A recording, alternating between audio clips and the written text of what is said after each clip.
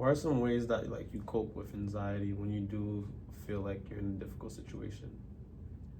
hmm I think one is something we were talking about a little bit earlier, which is just having perspective. You know, I think I try to, if I have like those types of thoughts that are coming up that, oh, is this really possible? Can we really do this? Just having reframing that in my mind and always approaching any problem or any situation with the understanding that I can control what I can control and nothing else. So let me control my mindset, let me control the effort that I approach something with, let me control my characters, my morals, and then let the cards kind of fall where they may from where things are out of my control. But also, I try to think about how can I set myself up to be as successful as possible. Again, understanding that there's things I can control, and I think a lot about the problems in our society and the inequality we talked about, racism, all the fear that people in our communities face. And I know that one individual cannot solve all of those things, right? Because it's a problem of a system, it's a problem of a society. So that's the other way that I handle any fears, doubts, or anxiety, is making sure that I'm putting myself as an individual in the best position to contribute to the types of change that I want to see. And that means actually that I can't just move as an individual. I need to link up with other people and be part of organization, be part of a movement. And again, that's kind of the theme that we've been talking about today. That's what this campaign is all about. So again, controlling what I can as an individual in terms of my approach to things, my attitude, my mindset, my effort, but then also understanding that what I believe in is the power of people when we come together to achieve great things, and never just moving as an individual isolated from the organization or the community or the movement that I'm part of. What does unity mean to you? To me, unity at the baseline is understanding that we have shared experiences, shared interests and needs, and thus need to take united action together. And my politics and my personal morals and principles are based in the belief that we need to build unity among as many people in the society as possible. Like I've referenced this a few times, but again, just that statistics of 900 billionaires who own as much wealth as those 170 million poorest of us in this country. Well, that 170 million people is a very diverse group of people. It's people of every race, every age, every gender, sexuality. It's people with disabilities. So there's a lot of ways that we could be divided between that group of 170 million people, but why not try to build unity around the belief that, okay, we have the same experience of living in a society where our needs are not prioritized, and that if we actually do take action together, we can make a big impact. But if we are divided, we're weaker. So I think there's strength in unity, and it's both kind of a moral idea, but it's also like a strategic necessity. Like, how do we actually build strength as people? Mm-hmm. Our strength is our unity and our collective action together. Word. What's a time that you had to be resilient? What's something you had to be resilient? Yeah, I mean, I don't know. I think people every day in our society gotta be resilient, right? Like seeing how much it costs just to, get basic groceries, how much rent costs these days. I just had to, get my muffler replaced on my car, my brakes a little replaced on my car. So there's kind of things that happen every single day. I think, again, as being part of the movement to try to change society, you pretty much, you see a lot of L's, right? Like in the movement for justice against police brutality, a lot of times we don't get justice. Or in the movement against gentrification, well, you see here in Roxbury and all across the state, all these luxury housing developments going up that the vast majority of people can't afford, but they're making our rent more expensive because it's raising the whole market rent. So I see a lot of things that happen in our society on a day-to-day basis that are not moving in the direction of where I would like them to go, you know? And so I think it's important to be able to have the long-term resilience. It's like, okay, there may be things happening on a day by day that are not what we want to see, but again, what can we control is we can raise more consciousness among our people about why it is that these problems happen in our society, and build consciousness among people that what you do does matter, but you also have to link up with other people who care about the same things and who want to see society change and try to build unity with them. So to me, it's always keeping that perspective in mind, whether it's like me seeing a headline from the news that happened today and I'm like, dang, like, I can't believe that happened. Yeah. Or me seeing the bill from my mechanic, like it's all connected to the same system that we're living in, and having the view that, okay, like day by day, there's gonna be struggles, but I believe that we're moving in a positive direction in the long term in terms of the movement that we're building and the potential that we have to change society. So having that optimism about what we can achieve helps me be resilient in whether it's my personal struggles or struggles with what I'm seeing happening in my community or in our society around us. How do you feel about rent or like rent control in Massachusetts? Well, I'm definitely pro rent control. I think rent is way too expensive. There's, you can fact check me on the statistic, but I think in like here in Roxbury, over half of the people are what's called rent burdened, which means you spend over a third of your income in on rent. And across Massachusetts, there's huge percentage of people who are rent burdened. And that's not to mention what we were talking about earlier in terms of people who may be homeowners, but their home is actually still owned by the bank and they're paying a mortgage every month. You're paying to maintain your home. You're paying property taxes. It's very costly to live, whether you're a renter or a homeowner in the society. And then more and more houses are being bought up actually by private companies, yeah, like big corporations, bank, yeah, exactly, like BlackRock, these other big private companies that they actually don't care about providing people with homes. They just want to make as much profit as possible. And so a company like BlackRock or any of these other private companies, for them, okay, if I own a home right now that's worth $600,000, if I don't rent it out, that's okay, because you know, in 5 years from now, maybe I could sell it for 1.2 million. And so they just see it as an asset that they're sitting on instead of as a house. So, you know, here in Massachusetts, there's more empty homes than there are homeless people. And some of those homes are in disrepair. Some of them aren't. Like, they could be occupied right now if they were just opened up instead of being hoarded by greedy companies. And then some of the homes that are in disrepair, well, we were talking earlier about employment. What if we had a government-funded program that paid people a good wage, that trained them on how to repair homes, and we went in and any empty home that's in disrepair, this federally funded program would hire people from our community to fix up those homes and then make sure that they're available at an affordable price to people who can't afford their rent right now or people who are homeless right now. So I'm definitely in favor of rent control, which would stop rents from increasing higher than they already are, but the rent is also already too high. So what do we do, not just to stop the rent from increasing, but to actually make sure that affordable and quality and dignified housing is a right to every single person here in Massachusetts? I think it comes back to the same answer we've been circling around this whole conversation, which is using our resources to benefit people instead of to benefit the billionaires. And how would you feel like if you was a landlord, like what would you tell the landlords? Because there's like equal sides to everything, you know? Yeah. Well, I think we got to distinguish between someone who owns their home. You know, there's a lot of people here in Boston, for example, that own a 3-family home, right? Mm-hmm. And they might live on the first floor, and then they rent out the second and the third floor. And I've had, you know, landlords who have that experience, and I've had good relationship with them. They're actually working people who have been able to build up some level of personal wealth, as we're told that we should try to do in our society. And then for a lot of them, that rent that they're charging their tenants is paying for their mortgage, you know, which they're paying to the bank, or maybe just like helping them have a little bit extra spending income.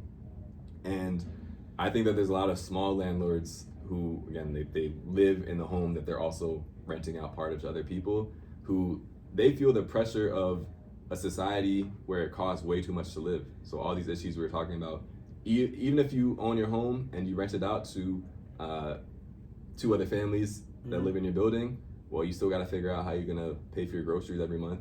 If you have a car, you still got to pay your insurance, and if something goes wrong, you got to pay to fix it. You still got to pay for your health care. So to me, as a socialist, we can't look at the housing issue independently of all these other issues, because my program is about making sure that those people who do own their homes and maybe rent out part of it, they don't have to stress about things like healthcare and paying for college for their kids, or paying for paying for education, healthcare, food, etc. So that, I think we should break down that divide where there's people who own their homes and they're technically landlords, but they're really working regular everyday people like us, and we get pitted against each other as those small landlords and the tenants, because we're trying to survive in a system that is squeezing both of us. So I think my program and the vision of socialism actually speaks to those people too, because there's a lot of other ways that they're being taken advantage of by this capitalist system.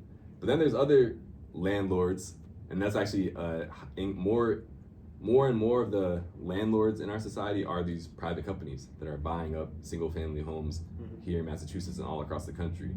And frankly, why should a company be able to take advantage of our families like that, where a house is foreclosed upon and families get kicked out of it, and then a private equity company buys it for pennies on the dollar, and then they either hold on to it and don't let anybody live there, or they increase the rent and make somebody pay 30, 40, 50% of their income on the rent just to live there.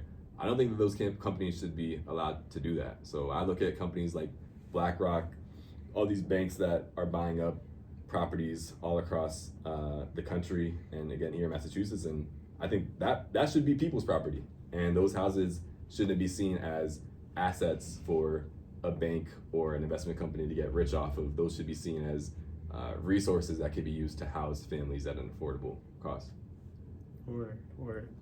What are some examples of like times that you had to overcome like anxiety, like being in school, being at Northeastern? Well,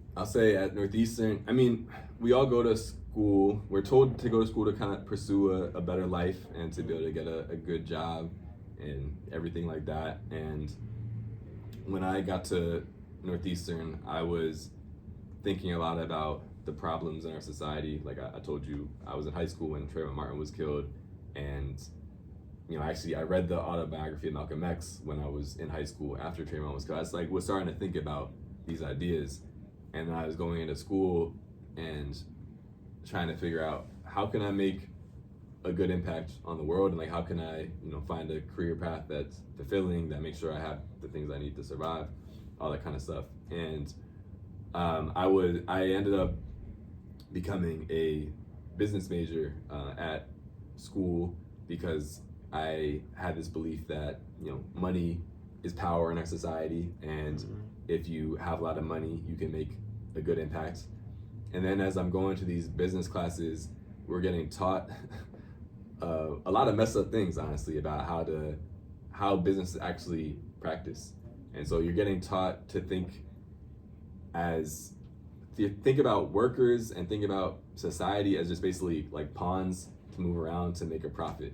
So business majors in class, if you get a scenario of like, okay, your company didn't make as much profit in quarter 2 as it did in quarter 1, what are some changes you could potentially make to increase your profit? Layoffs. Yeah, exactly. It's like, well, how can we lay off some workers? Maybe we could produce it cheaper in Mexico or Vietnam instead of paying U.S. workers here. Yeah. Or like, this is literally what people in my classes would say as answers to the question, because that's what we're being taught. Yeah.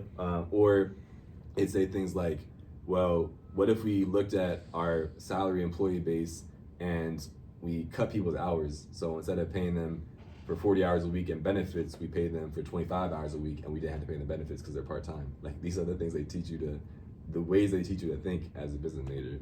So I definitely had a lot of anxiety around like being in that environment and trying to figure out like, well, I want to make a positive impact on the world, but I'm learning all these messed up things in my classes, and I don't really want to go down that path. Like I did a 6-month internship at an investment firm in my sophomore year in school, and I was like, that was like the worst 6 months of my life. Like, what am I gonna do? So I definitely can relate to people that, and I feel like the paths that are offered to us either for a better life or to make an impact on society are actually not fulfillable options, because we're being set up to operate within a system that is very unfair and that is only creating more and more inequality. So that caused me a lot of stress when I was in school, because it's a time when you're trying to figure out what's my life path going to be, and the options I was being presented with in my classes weren't that appealing to me. To close off, like, what would you say, like, kids that are dealing with anxiety, like, what would you tell them? Well, I say, first of all, you're not alone, and it's a feeling that I'd say probably most people, if not all in a society, can relate to. And I think that's important for people to hear, because a lot of times we believe that our problems are ours alone, and that if we have those negative feelings, that it's like something's wrong with us or we're to blame. So I would first say, like, it's normal, you're not alone, and many people can relate to you, and don't try to deal with those problems on your own. You can find people that can support you, you can find community, whatever else. And then I think I would recommend, as again, as a very political person, as a community organizer, to look at the causes of that anxiety, because again, there's some ways that anxiety can kind of be normal and helpful. Like it's a defense mechanism basically. So maybe like if you're like a young person going on like your first date and you feel some anxiety around that, that's normal. It's your body telling you like, oh, you're about to do something that's a little bit scary and you're taking a risk, but you can listen to that and move through it, understanding that it's okay for me to feel this way, but I'm gonna grow through the experience. And then there's other types of anxiety that's like, do I know when I'm gonna eat today? Or do I know if I'm gonna be able to afford my rent this month? Or do I know, if I'm playing a pickup basketball game and I land on someone's foot and I twist my ankle, should I go to the ER because that's gonna cost me at least $350? Like, that's the day-to-day anxiety that's caused by an unjust system that we live in. So either way, I think anxiety is a part of life and you're not alone with it, but kind of interrogate what's the causes of it. And if it's kind of part of the normal process of going through life and growing pains and having new experiences, you can overcome those things and you can learn from going through experiences that cause you anxiety.